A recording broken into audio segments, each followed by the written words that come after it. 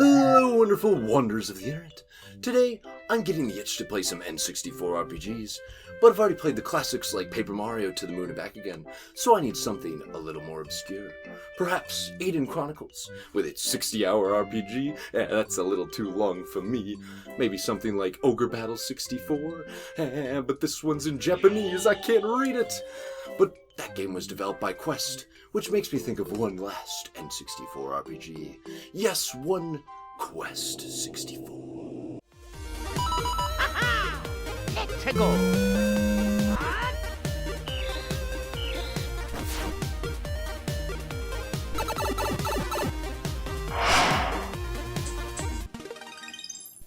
The game starts with a nice slideshow telling us that the world is in peril, and we need to collect 4 magic crystals to save it. So it's basically every RPG plot ever. But our father Bartholomew has gone missing, so we have to go save him. Yes, joining the echelon of heroes like Link, Chrono, Erdrick, and Marth, we now have our hero of Quest 64, Brian. That's the best they got. Brian. Good job, guys. Don't wrap it up. If that's all we're going to put in from the start, why even bother finishing the game? We're dropped into a monastery, and it's quickly apparent that this place is absolutely empty. There's a hallway of doors, and one leads to an NPC who says nothing useful, but the other 5 rooms? Nothing. Either this town was just struck by a plague, or we got a bad case and not enough time in the ovenitis. We get out of the monastery and, this is going to be one of those walking simulator games. A strand type game, if you will, with long patches of nothing, and this is before we've even made it to the town proper. At least in town we find these little bubble things that give us a free level, if you can find them, that is. I swear it's like looking for a few pixels on my CRT screen. But if you thought the town was empty, get a load of this open world. I mean, come on, even Bubsy 3D had more going on than this. So we get walking as you do, and a little buddy, and a cute little doggo, and what the heck is that? Yeah, these random encounters are the real challenge, and it's a challenge of how long you can endure these constant interruptions. Luckily, you can just run away guaranteed by just leaving the combat circle, but then of course you miss out on precious EXP. And this combat is weird. But wait a second, it kind of looks familiar. A turn-based system where you can dodge attacks once your opponent has used their move? Oh yeah, it's just like that Pokemon Legends ZA. You heard it here, folks, Pokemon ZA directly inspired by Quest 64. Let's hope that in the last 27 years they've managed to refine it just a little bit, because I cannot dodge attacks for the life of me. No thanks to the classic N64 camera jank that refuses to zoom out and give me a view of myself while the enemy attacks, so I guess I'm just tanking the damage for now. As we journey on, we meet the lovely Shannon. How you doing? She tips us off that there's an evil thief in the forest, and as a child, we are surely the most qualified to take him on. So off to the forest we go, and immediately we are stuck, because this door does not open for some reason. I don't know why, but yeah, I guess we'll come back later. Let's try the other path. And we just die once, twice, even thrice on this other path. Every time warping all the way back to town, forcing us to do the treacherous trek once more. But at last, a door in the woods, and this one even opens. Huzzah! Time to trample this treacherous thief. We enter the arena and but it wasn't all for naught, for I've learned something massive. Move too soon and you'll be stuck against the movement wall, and the enemy will hit you without fail. But move just as they fire off a move to dodge every time. We level up, get some spells to level 6, and oh my gosh, is that a healing spell? We are so back. Oh, it only heals 4 HP at a time? I mean, I guess it's a start. One more attempt and a million fireballs later, and the thief finally relinquishes the fire orb.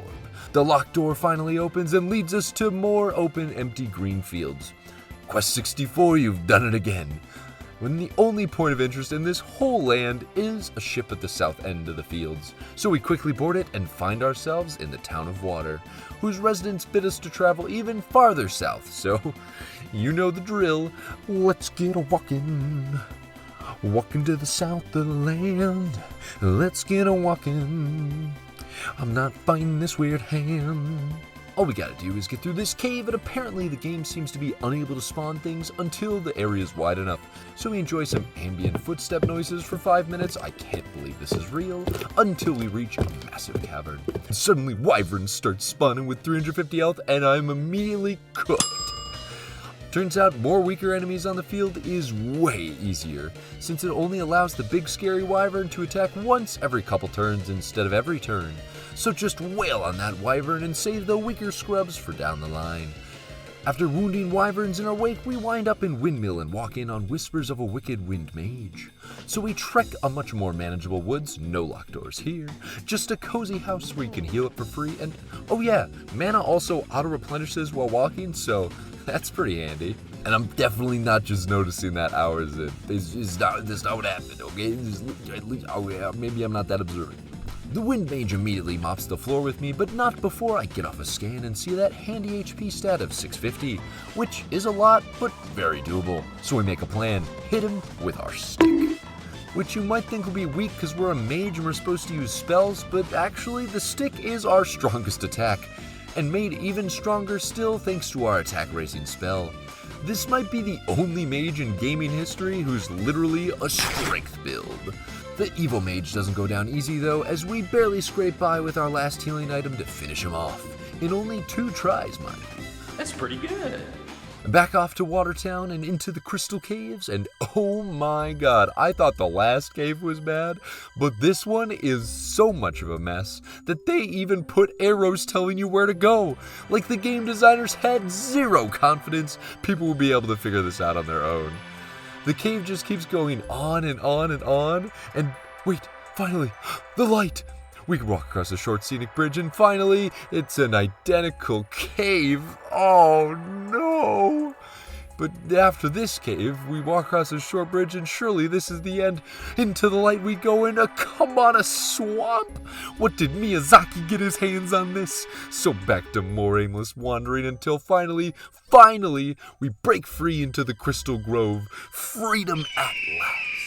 And hey, I learned this cool exit spell while fighting the enemies in the cave, so let's go try it out and... Oh no. Oh, please no. It teleported me all the way back to the beginning. No. Okay, this time, we're back to the Crystal Grove, and I'm never using that worthless spell again. Stepping on a warp pad, we're whisked off to a pirate ship that sails to a sky island, and you're not gonna believe this, but the water crystal has been stolen by someone evil, and we've got to stop them. Unluckily, they are at the bottom of the sea, and we are in the sky. Luckily for us, though, there's a portal to the ocean atop a nearby hill. Neat. And thank goodness this boss is next to a save point, because we will need it. I recently learned Power Staff level 2 and thought to go Unga Bunga mode on this guy again with our stick, but uh-oh, her close range attack cancels out my debuff. Guess we're gonna have to do it the hard way. I tried all my spells to find the most damaging ones, and no surprise, it's Fireball level 3, since I've been focusing on leveling fire from the very start. So we space ourselves close enough to hit fireballs, but far enough to dodge her bubble attack. I only get about half her health down on a good run before needing to use an item, and you might wonder why I'm not just spamming healing items and throwing my wallet at this battle, but you see there's this little thing that Quest 64 doesn't have, and that's cash, Benjamins, dollars, bucks, and without money, that means no stores to buy items. What you find in chests is what you get and not a single item more, which gives me constant anxiety that I'll get to the final boss and lose due to a lack of healing items. 20 or so attempts later, and we're finally on that golden run. The spacing is just right, the fireballs be firing, and with just 2 health potions and 1 magic potion left, we take down the big bad. Whew! Crazy how astronomically harder a boss is with just the simple mechanic of removing your buffs. With Water Orb in hand, we take this boat to a new town, and they warn us of the new threat, Fargo. Like, the city? I know it's a bit of a barren, frozen wasteland up there and all that, but surely it's not villainous? Oh, you mean that's the name of the villain who we're fighting? Well, who we fight next? Minneapolis? What are we doing, Quest 64? We make our way through some plains and find out that an evil king has burned the city to ashes, simply to test his power for fun. Sounds like a pleasant enough guy. We learn a new vampire spell, which leads to an incredibly effective combo. First, Power Staff level 2, second, Vampire's Touch, then slam down on the enemy while healing a third of the damage that we do. This makes most enemy encounters an absolute breeze, until I enter a new cave and immediately die to the first enemy. I miss like 5 times in a row for no reason. This darn accuracy is killing me and I have no idea what determines it. With some luck, however, we pop out of the cave into a desert and go through yet another cave. I swear this game is 80% just caves, where we find the fearsome Fargo, and I was terrified. Not because I hate the city or anything. I mean, let's go Fargo Force. Look at that blue guy. He's pretty cool. I don't know. I just googled Fargo mascot and he's the one that popped up. Anyways, Fargo is nowhere near the save point, so if you die, you gotta do a 30-minute trek all the way back to the start. So I decided to just send it, use all my precious consumables, but then I realized he also gets rid of my attack buffs, and I also can't dodge his attacks, so this becomes a battle of throwing my inventory at him, healing up when I can, using defensive spells to mitigate damage, and staying out of close combat range. It was brutally slow with his massive 1500 health, and my pitiful 0 to 90 damage per turn, because I just can't stop missing all the time, but I somehow managed to pull through with only a few healing items remaining. Finally, with the last elemental stone, it's time to teach that treacherous king a lesson. But first, we permanently borrow some treasure from the local inn to replenish our very bleak-looking inventory. We hear about King Beigis' lackey Guilty, but maybe he's not a bad guy, maybe his parents were just really mean, you know? Maybe they just gave him a weird name. I mean, it's not the weirdest name we've seen so far. And we hear some whispers of a witch changing the king's attitude, and a sneaky back way into the castle. But what am I, a coward? I learned nothing from my time getting ballisted down in Stormvale, so we march right in that front door. Unfortunately, freedom of choice is an illusion, and a locked door forces us to go the long way around. But hey, we finally hit that max level 50 fire, which gives us nothing! Hooray! We enter the castle, and you betcha it's gonna be a long drawn-out dungeon with a boss at the end. Oh goody. And Guilty is looking pretty evil. Guess his parents weren't just mean. Like, he's a Sephiroth that stayed out in the sun too long. We check his stats and holy cow, 1800 health? We get wiped on our scouting attempt, but when it's time for real, I decide to test my luck with the evade spell, which lets me dodge more often, which makes sense because it's called evade, duh. I don't know why it took me so long to realize what speed did. It's a tense fight of walking in a circle, attacking with old reliable Fireball level 3. He lands a close range move once, but we just barely scrape through with only one healing consumable left. Hope we don't need any more for the final boss or anything. My new favorite character, Leonardo, lets us rest mid-dungeon. Thank goodness, Leo, you're the best, man. This backtracking was really starting to wear on my sanity at this point. Opening one final door, what's this? Could it be Dad? And our helpful guide, Shannon? Perhaps she's here to help us defeat the king and end this nightmare. But alas, the dialogue reveals the chilling truth that Shannon is the puppeteer behind it all. Taking down your father and brainwashing the king to tap it all off, she's trapped you in the castle. What a twist! So with no other options, we say farewell to our father and step through that final door where the king awaits. And this king might actually be too strong. Fire does nothing to him, and his damage way outpaces my healing abilities. Also, I'm down to my last few consumables, so I try one last gambit. Perhaps attacking directly with water might work, and it's actually doing pretty good damage. But I just missed too much, and I can't beat him. I reset the game attempt after attempt after attempt, and one of these tries has just gotta work. Come on, come on! But wait, what's this? A weird screen I've never seen before. It tells me to open my save pack to clear up my memory? But that doesn't seem right. I shouldn't need any more memory. I already have a save file. But whatever, I open up the memory pack, click done, and we get back to it, and oh no, it's gone. Just like that. My save file is no more. Oh, how could this have happened? And right at the final boss! I was so close, there just has to be some way to save this. But there isn't. The memory card is empty.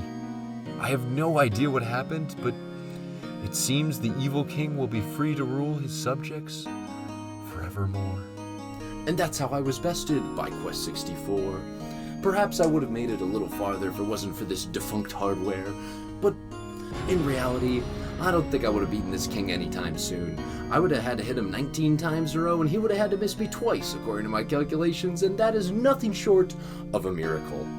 So perhaps I saved myself from the true nightmare of Quest 64 by having this faulty hardware, and I saved myself from countless hours of grinding, so maybe that's even fine by me. Because getting to the last world with no items for the final boss and area sounds like an absolute nightmare. But it still hurts being so close to the end and not quite being able to finish it out. But that's kind of like Quest 64 itself, isn't it? A game that had a lot of good ideas, but couldn't quite make it all come together in time. The barren and empty towns and overworld making me think what could have been. The cool lack of money system that really mixes up how I think of RPGs, and makes me wish other RPGs would mess with the core mechanics of RPGs more often. So in the end, Quest 64 might be a bit of a mess, but it's my mess. Although I never will forgive you for deleting my save file. Curse you, Quest 64! Thank you so much for watching this video. I hope you enjoyed it, and... What are you looking at? What are you doing? Thank you so much for watching this video. I hope you enjoyed it, and I hope you'll join us on the next Nightmarish journey. If you have another Nightmarish journey you think I should check out, comment down below, and I'll be sure to check it out later. But until then, that's going to be all from me, and I will see you later.